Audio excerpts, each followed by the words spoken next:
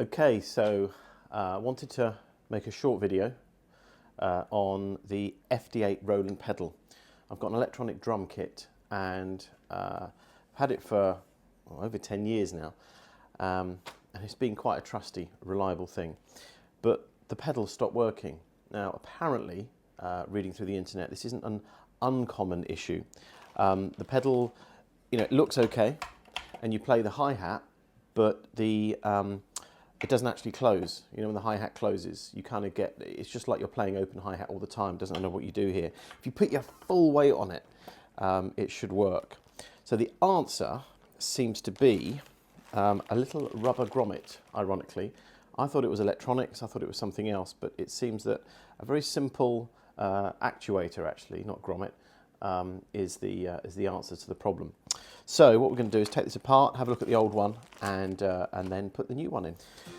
Okay, so we seem to have 7 screws on the bottom here, so we'll start to unscrew those. A little thing that I do is I always put the screws, or try to where possible, in the order when I take them out of anything. It's not just about electronic drums, but just any device. It's just a personal habit. Sometimes the screw thread can just be ever so slightly different,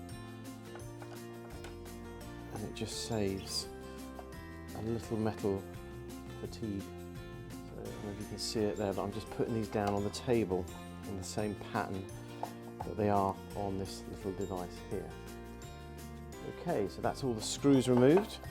And now let's take this out slowly, and you can see that what we have here is inside we've got all the inner workings, but there's a cable just here that we need to be very careful of, just around here, as you can see.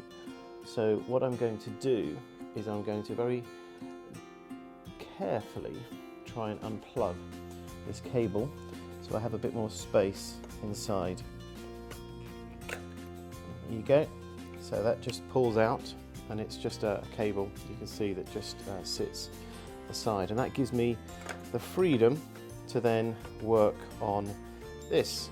So I'll move that aside for the moment, and in here we can see very clearly there is just a little rubber grommet.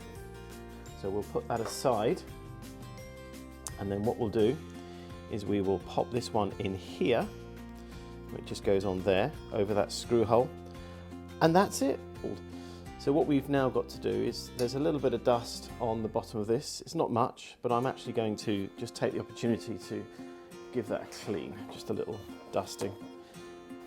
It's probably not the most important job, more cosmetic, and just in my own mind I kind of get to see a slightly cleaner pedal. There we go.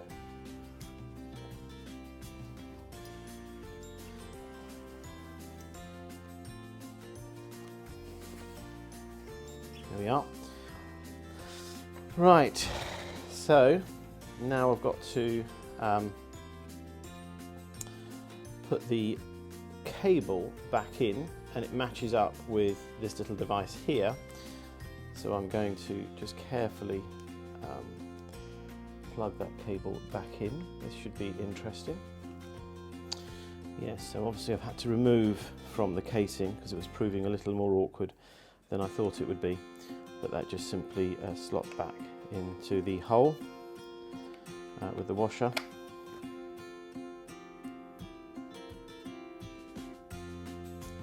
Like so. And then we just do up that nut, like so.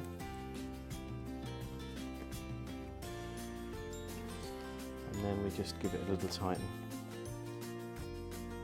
Only just a little beyond finger tight. We're not building a car or a vehicle that needs to be held together with brute force strength. And then this simply goes over the top here, like so. And as you can see in there, the little rubber grommet is just in there. That's all it is, just a tiny accentuator. I keep calling it a grommet, accentuator, as I think the official term. And then the pedal just simply goes back. There's a spring there as well, and the pedal just goes back inside like so, and then that just rests, and then you can see that the pedal goes down a bit further than it did before. And then all we have to do is we just turn the pedal over, making sure that everything's lined up properly, which it looks like it is. And then I just put my screws back in the reverse order. So we just put them in various holes.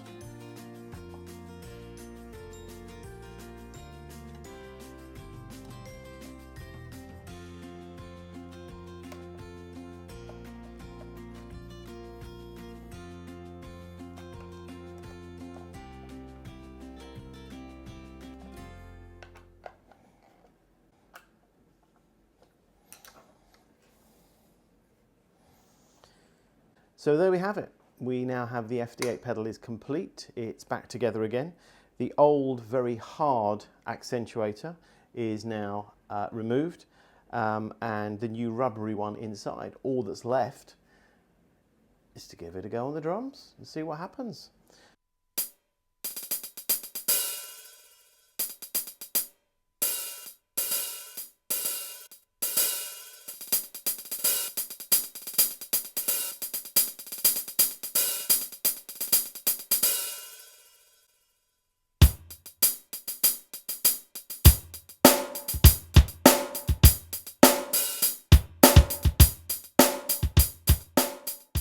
Thanks for watching. I hope this video has been of some use.